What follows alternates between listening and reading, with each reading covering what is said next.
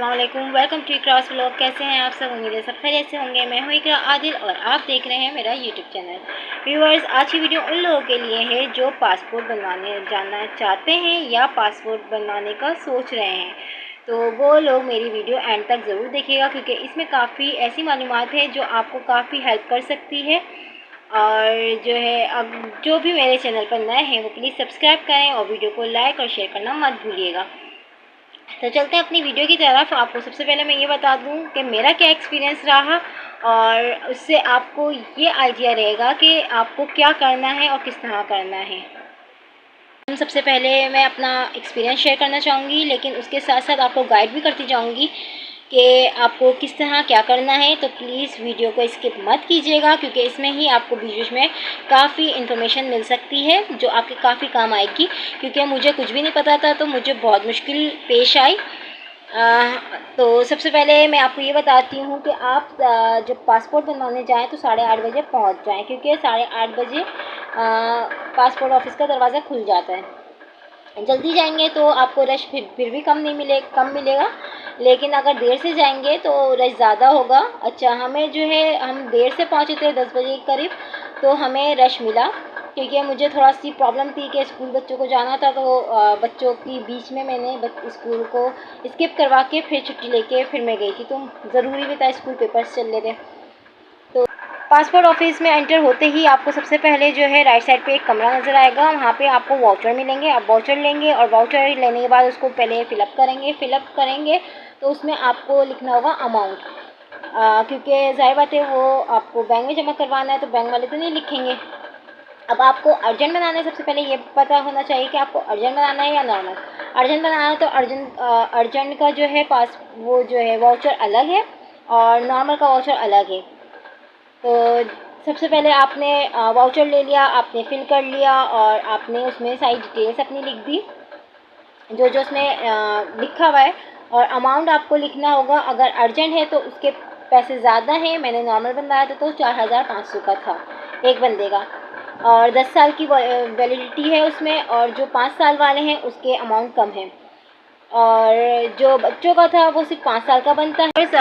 जो बच्चों की पासपोर्ट की फ़ीस है वो 3000 रुपये है, और बड़ों की जो है वो आप नॉर्मल 5 साल का बनवाते हैं तो उसकी अलग है, अर्जेंट बनवाएंगे तो उसकी भी अलग है।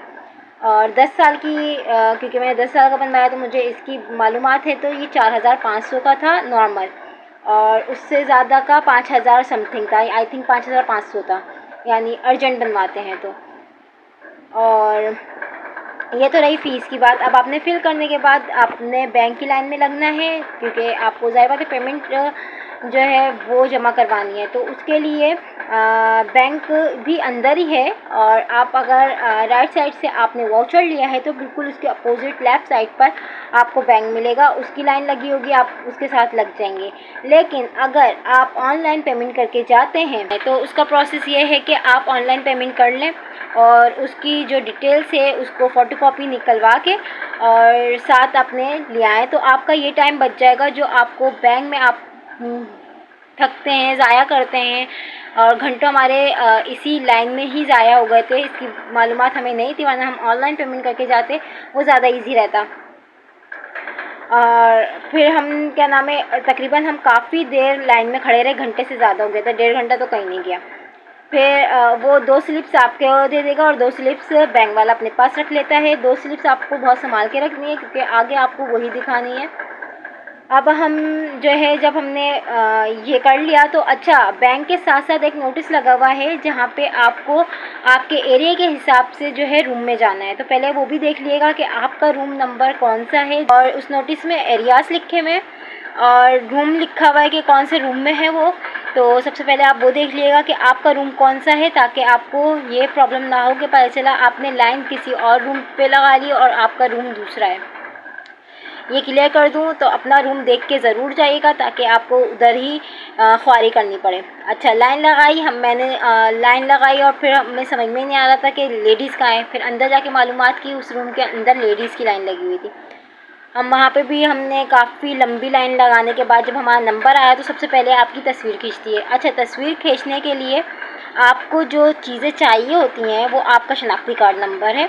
आपका शनाख्ती कार्ड आपके हाथ में होना चाहिए, और अगर आप बच्चों का बनवा रहे हैं तो आपको बेफॉर्म ही लेना है, बस उसके साथ आप एंटर होंगे। क्योंकि जहाँ तस्वीर खींच रही होती है वहाँ पे अगर बच्चे होते हैं तो ज़ाहिर बात है उनका बेफॉर्म लगता है, यानी चेक करते हैं वो, क्योंकि उसमें से वो डिटेल्स भी लेते हैं। और जो है बड़ों का जो है शनाख्ती कार्ड ही होता है।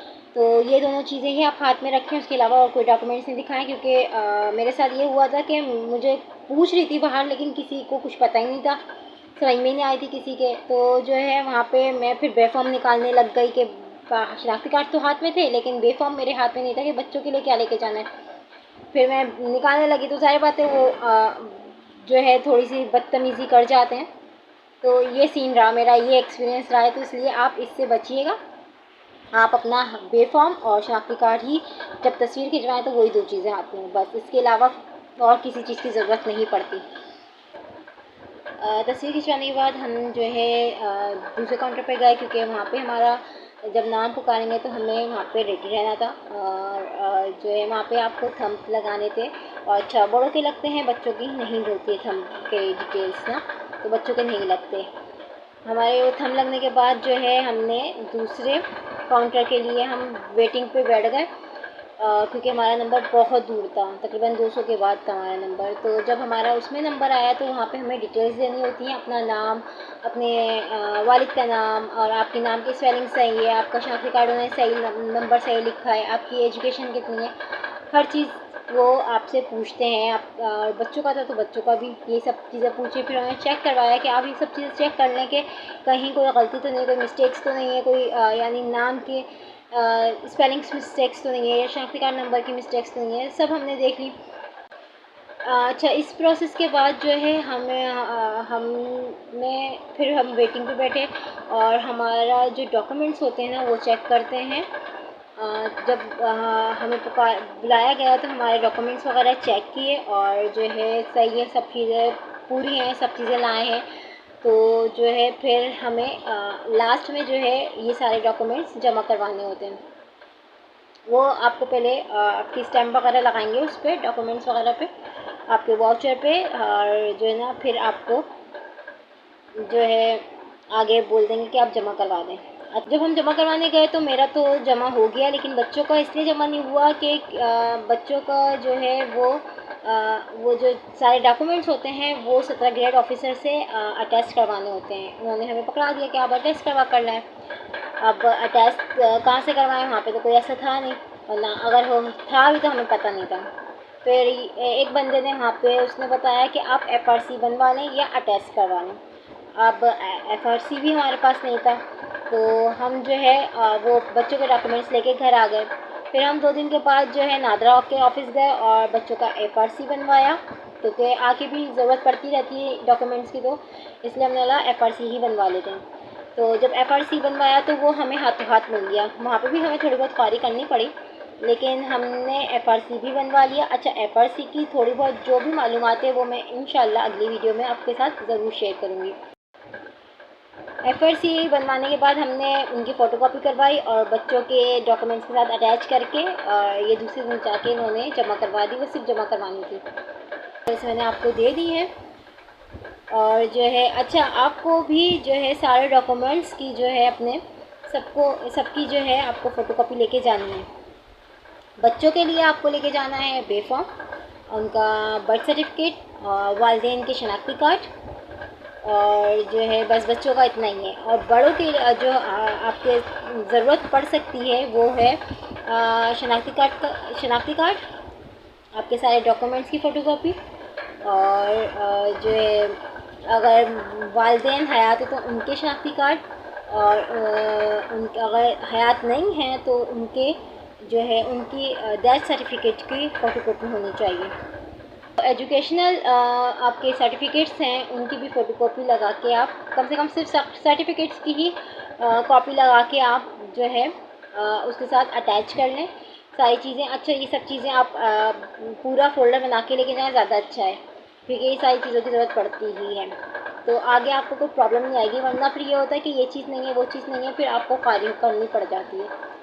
ख्वाहिश से बचने के लिए सारी चीज़ों के जो है प्रॉपर आपको फ़ोटो कॉपी होनी चाहिए, ओरिजिनल भी होना चाहिए, क्योंकि शनाख्ती कार्ड ओरिजिनल के बगैर वो ज़ाहिर बात है वो चेक करते हैं।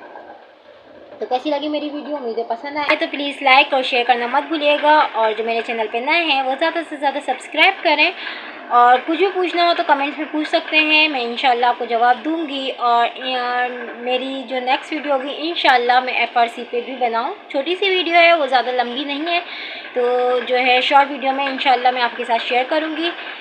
तब तक के लिए अल्लाह हाफिज़।